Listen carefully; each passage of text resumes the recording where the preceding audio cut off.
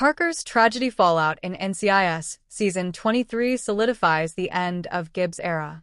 Parker is about to kick off the new NCIS season with a major personal case, and his method of doing so highlights just how different the series has become since Gibbs left the building. In fact, Alden's current storyline serves as a beautiful example of how frequent rotations in the NCIS cast of characters can change the show's entire tone. Fans must reach a point in NCIS Season 23 at which they realize Mark Harmon's likely never coming back. But Alden's grieving his father while Jethro's spending all summer trying to remember whether his girlfriend died in a car crash or not, and the NCIS Season 22 finale is the perfect springboard to examine how they approach such grievances differently.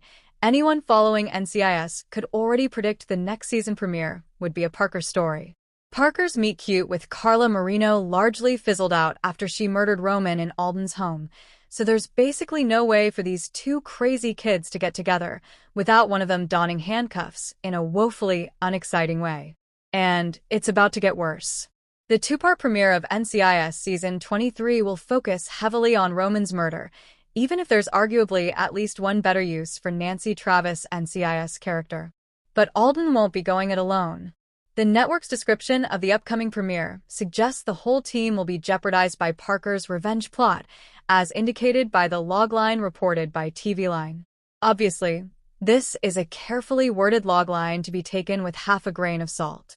For instance, the reference to Carla as the woman Parker holds responsible leaves room for doubt as to whether she actually is responsible. But the fact that Parker's hunt for Carla jeopardizes his entire team is another conversation altogether, highlighting his differences from Gibbs. Jethro wouldn't involve his entire team in a revenge plot. He'd do it on his own. There's one episode that takes place in a ghostly diner in which Gibbs sees how his team might survive without him, and we learn that Jethro doesn't see himself as sitting at the same table as those whose lives he feels sworn to protect.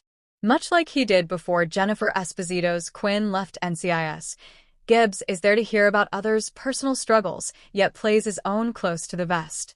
Parker has been leaning on Jess even more heavily than Quinn leaned on Gibbs, suggesting he's less inclined to handle things without help. And, frankly, that's a necessary change. One major issue with managing a long-running series that goes through multiple cast changes is that the new fish can never escape comparisons to the actors and characters who preceded them. Gibbs and Parker are different characters because they were never meant to be too similar in the first place, as Parker would then become nothing but a cheap imitation. Gibbs' departure was never going to work equally for everyone, but CBS has come under enough fire over recent cancellations that NCIS doesn't need to be the next one.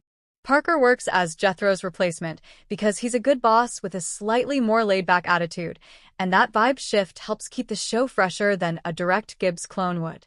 Springing forward from that, NCIS had to face the challenge of making Parker as memorable as Gibbs, which is hardly a small feat. Parker's NCIS Season 23 revenge plot will certainly cement him into memory, but the fact that Alden's handling this storyline differently than Gibbs might is central to his characterization. We need to feel them as distinct characters. Unfortunately, many fans are still inclined to take issue with the fact that switching these characters in particular results in a philosophical shift regarding how the MCRT is run. Gibbs had 2 decades to set a tone that Parker's leadership style largely abandons, but Alden's focus on collaboration and emotional vulnerability also heralds a bright future for the NCIS franchise. Not all viewers have been fans of NCIS post-Gibbs identity, but it's been working for the series thus far. In fact, there's been a subtle yet substantial role reversal in how Parker deals with his team. Gibbs is the man who's there to help people like Quinn through their own personal demons.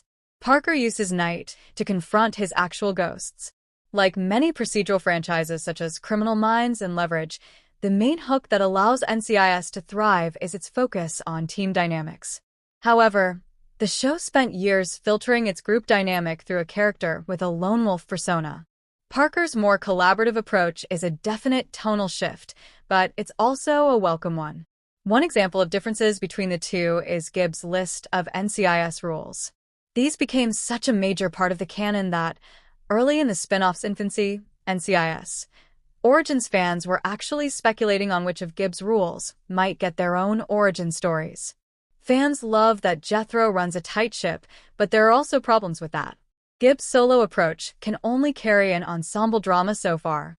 We all hated Jenny for being good at her job and recognizing DiNozzo's expendability, but Parker's leadership style demonstrates an unfaltering trust in his team.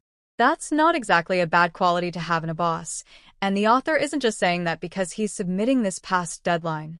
Parker involving his team in hunting Carla might go south, but this is a team that largely stood by McGee last season when he was clearly off the deep end. NCIS thrives on team dynamics, and Parker accentuates that better than Gibbs in numerous respects.